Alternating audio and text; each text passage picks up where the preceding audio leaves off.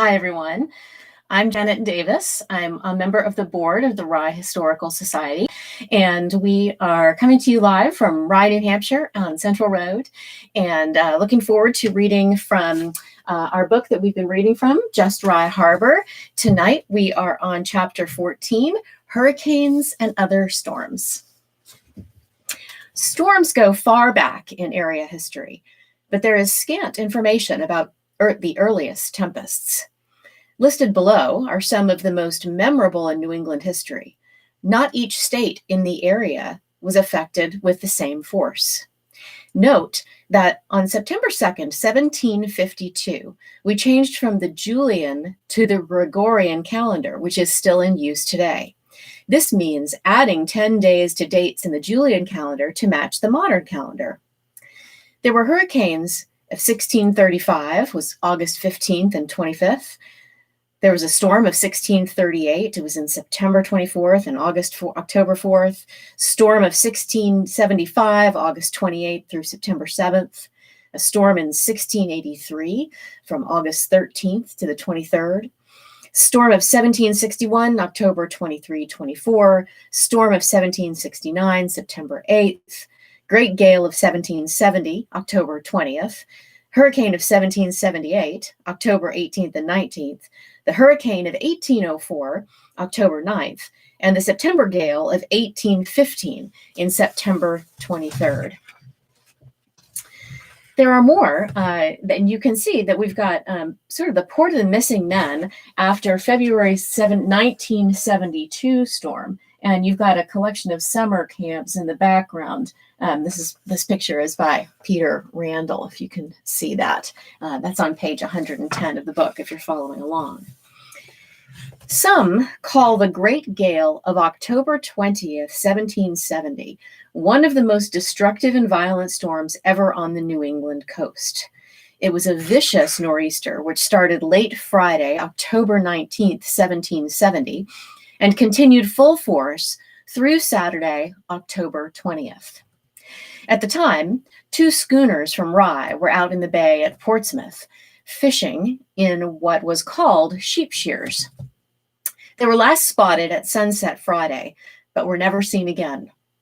One of the vessels had 6 men, John Saunders and his son John, John Yayton, William Thomas, and 2 others, and 2 boys.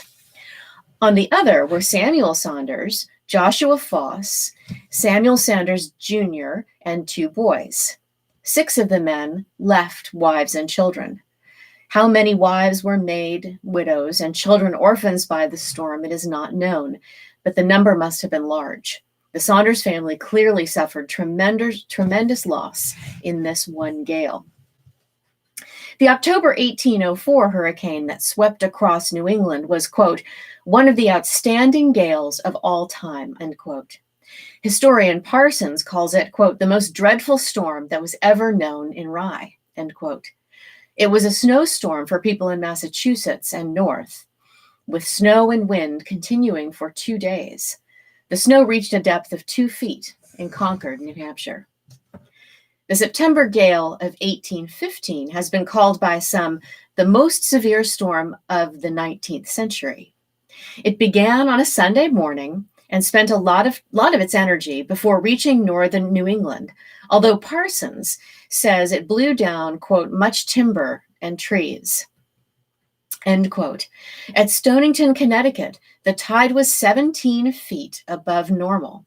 Parsons says that in 1816, quote, there was a frost every month in the year and a snowstorm and drifts the Tuesday before the first Wednesday in June. In August, ice formed nearly an inch thick.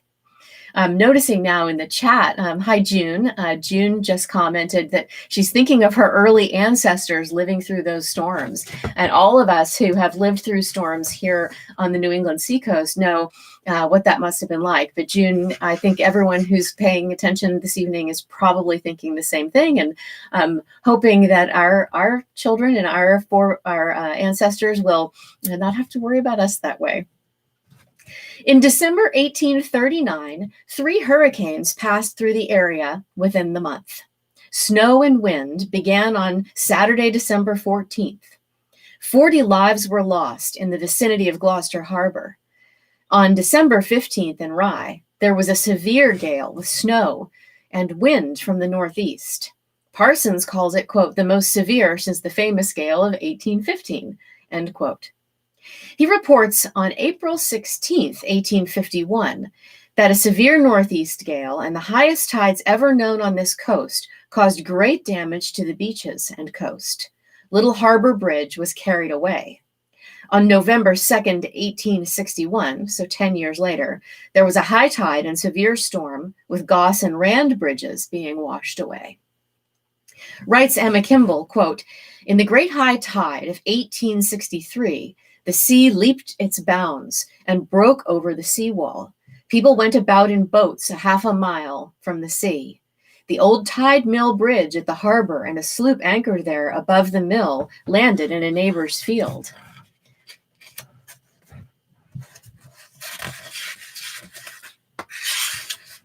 The marshes back of the houses of John S. Goss and William Locke were so deeply flooded that the water broke over the stone walls, the breakers being as large as those on the beach on a calm summery day.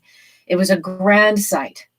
All that long Sunday, the awestruck inhabitants watched and wondered what the end would be, while a few took advantage of the disarrangement and shot the seafowl that were as much excited as the strange behavior of the old ocean as were the people. The storm of November 1953 was not as severe as 1954 Hurricane Carol, but it still caused tremendous damage to lobster traps, with Portsmouth area lobstermen suffering perhaps the greatest loss in the weekend storm. Damage to lobstermen from York to Seabrook was estimated at more than 75,000, mostly for lost traps. A photo in the Portsmouth Herald of November 9th, 1953, shows what was left of a lobsterman's boat that had been dashed on Rye Harbor's rocks. The boat, quote, slipped its mooring during the howling nor'easter. There were over 10,000 traps in coastal waters when the storm hit, with about 5,000 of those in the water from Portsmouth to Hampton. There was also damage to power and telephone facilities, businesses, and homes. The Herald states, quote, several lobstermen braved the still churning sea today to search for their traps, but they were restricted to near-shore waters because of the roughness. From all reports, not a single lobster trap was recovered in the coastal waters this morning. The sea was, quote, the wildest it's ever been, end quote, in the memory of 77-year-old York resident Walter Emerson. Several other old-timers agreed with Emerson, but hastened to add that the, quote, damage of the November 1950 storm was by far greater than last week's nor'easter, end quote. Lobster boat damage was held down by the quick action of the Coast Guard and fishermen themselves in recovering boats that drifted off their moorings. Fortunately, the storm hit at daylight. Said one Portsmouth fisherman and dealer, had it struck at night, many boats would have been lost. Our attention is quickly pulled forward to Hurricane Carol as we view the Portsmouth Herald headline of September 2, 1954. Quote, Rye Harbor desolate site after hurricane's wrath, end quote. 2 days after the hurricane hit, the harbor was still, quote, a scene of devastation, end quote.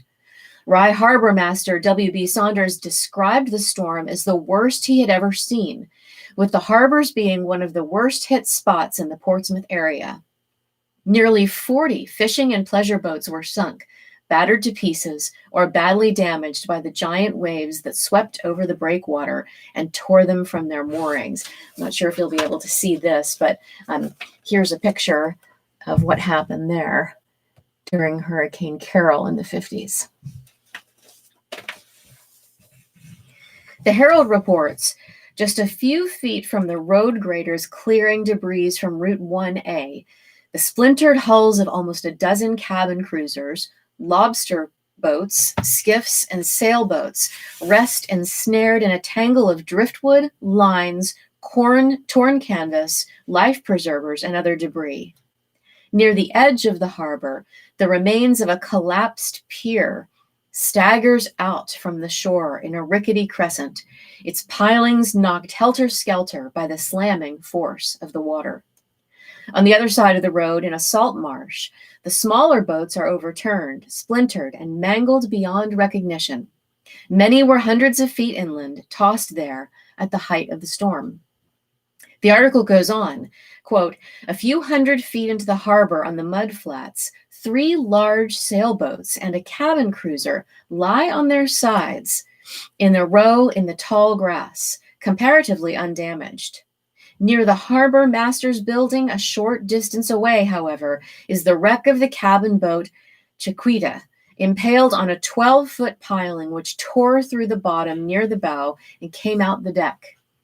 Before hitting the piling, the boat became wedged beneath the building, which juts out over the water, and slammed and banged the structure with each breaker until the pilings tore loose. The only thing that saved the building was heavy stringers that kept the pilings from collapsing entirely. Beneath the stern of the Chiquita, a tiny sailboat had been smashed and ground into the muddy bottom. End quote.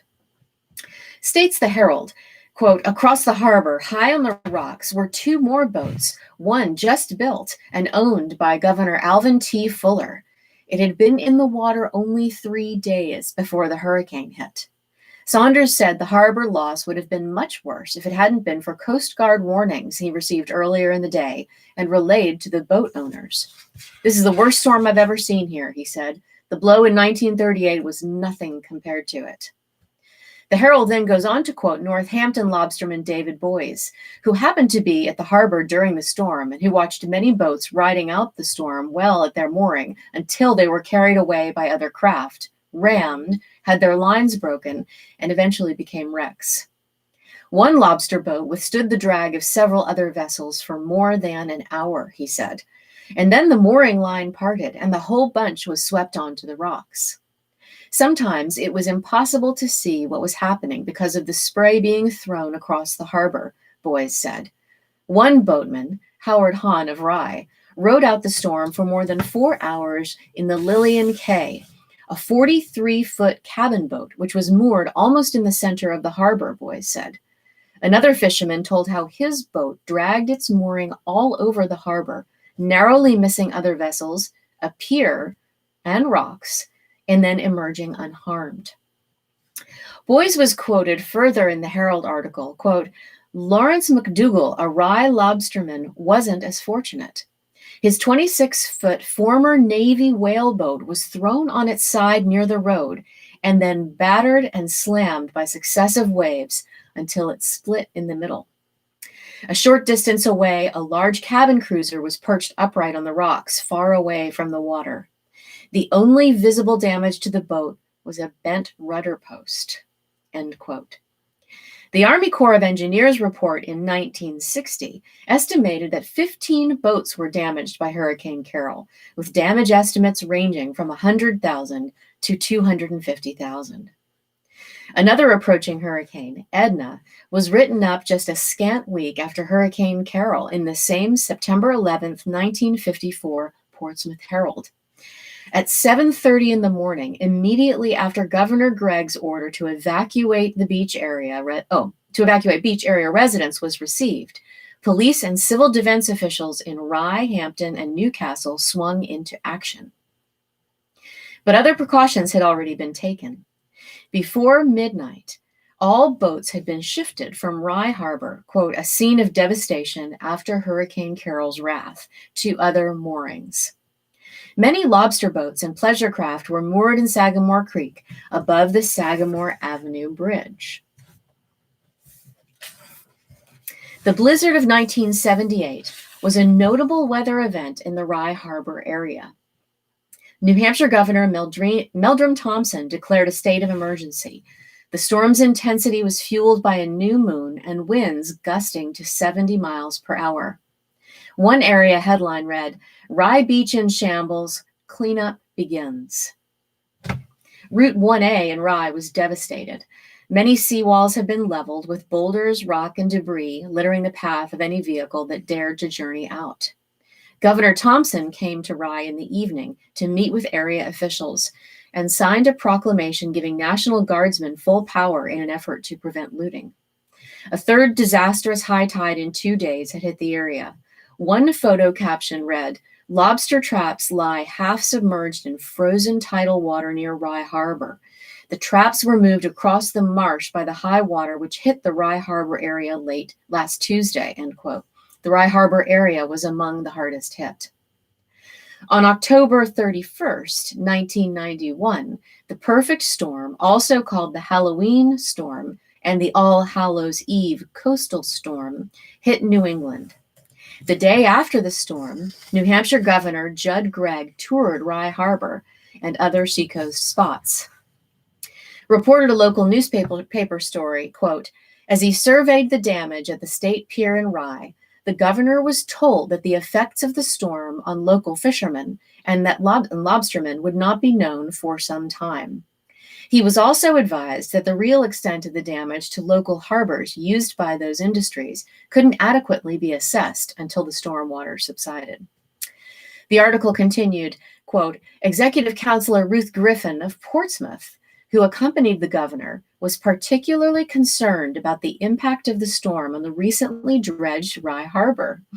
Harbor Master Eric Anderson said, quote, 'Lobstermen will face the biggest part of the loss,' end quote. The governor also heard complaints of lack of maintenance of various breakwaters along the coast, situations which may have resulted in an increase in property damage from the storm," end quote.